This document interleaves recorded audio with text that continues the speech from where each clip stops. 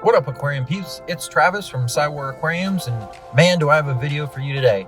I'm going to tell you all about the purchase of my display tank, frag tank, stand, and sump, and I'm going to tell you how much it all costs.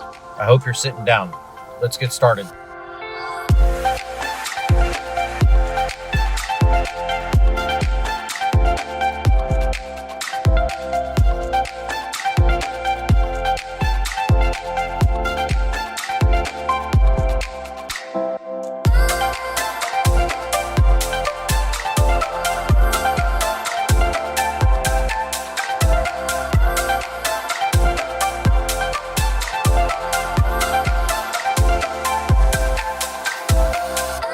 Before I start this video, I have to stop and give a little bit of a warning.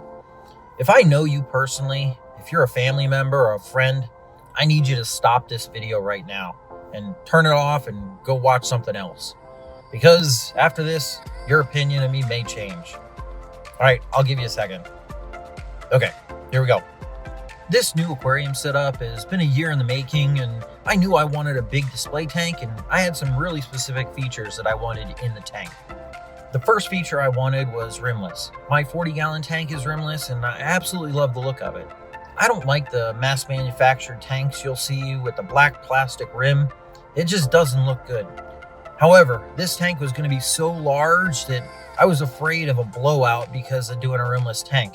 So I decided to go with the next best thing, which was Euro braced. The next feature I wanted was a black background. I just like the way it looks. I've seen other backgrounds that are blue or clear, and I just didn't like it, so I wanted black. After that, the next feature I wanted was dual overflows with dual returns. Inside each return, I wanted 3 holes, one for the main drain, one for an emergency drain, and one for the return. Now that I had the features that I wanted, I needed to decide what I wanted it built out of. Was I going to go with glass or acrylic? Both glass and acrylic have their advantages and disadvantages. For glass, its scratch resistance is a major pro in my opinion, but the weight of glass is definitely a serious con. For acrylic, it's actually the exact opposite. Acrylic scratches easier, but the weight is a lot less.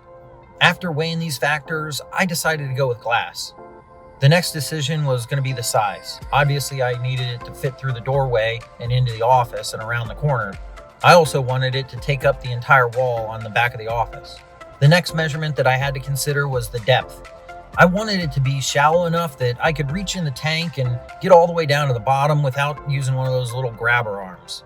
So the dimensions that I ended up settling on were 84 inches long by 24 inches deep by 20 inches tall, and that comes out to about 170 gallons. Now it was time to price it out and call around and get some quotes. I sent out a bunch of emails and called a bunch of companies, and these are the prices that I came back with. The first company was called Zero Edge Aquariums, and they came back with a quote of about $2,275 just for the tank. The next was customaquariums.com, and they came back with a quote of $2,582 just for the tank. Then a company called Crystal Dynamics quoted me at $2,867. Lastly, I went to a local fish store here in Tampa, Florida called Marine Warehouse. They do their tanks through a company called Planet Aquariums, and they quoted me at $2,787. I also called a few other companies that I can't remember, and some of the companies quoted me upwards of $5,000 for the tank. Now, you'd think I'd just go with the lowest quote and be done with it, but it's a little more complicated than that. You see, not all the companies were able to give me every single feature that I wanted in the tank. There's only one company that actually was able to give me everything I wanted, and that company is Crystal Dynamics. So I ended up going with Crystal Dynamics, even though they were one of the more expensive quotes. The next big decision for me was the stand. Originally, I was going to build the stand myself, and for the first few months, that's what my intent was. I had built the stand for my 55-gallon tank, and it turned out great. I was really happy with it. After sleeping on it, I thought about it, and this tank was going to weigh a lot. There was going to be a lot of water and just a lot of weight. So I called Crystal Dynamics back up and got a quote for a steel stand. That way, if there was a failure in the stand, it wasn't my fault. The stand cost me an additional $1,840, but in my opinion, it was well worth the insurance and a good night's sleep. The stand that I had built is a non-standard stand. It's 40 inches tall. A lot of the stands that you see are 36 inches or even lower than that in some instances. And I didn't want to be bending over and having to look into the tank. So I wanted my stand to be a little bit taller and the tank to be at eye level without having to bend over. So if you're keeping track so far, that's $4,707. And we're not done yet. Next is the frag tank. I had been toying with the idea of plumbing a frag tank into my main display for a while. At one point, I had actually bought a 50-gallon lowboy and was planning on drilling it myself and doing dual overflows in it. After some serious thought and realizing the risk associated with drilling a tank, I decided not to go with that idea. I said F it and called Crystal Dynamics again. I sent them over my specifics on how I wanted it drilled and where I wanted the holes, and they came back with me for a quote of $580 for the frag tank. That's $5,287 now, and we're not even done yet. Me saying these numbers out loud is kind of making me want to throw up on my mouth a little bit. Okay, the last piece of the puzzle is a sump.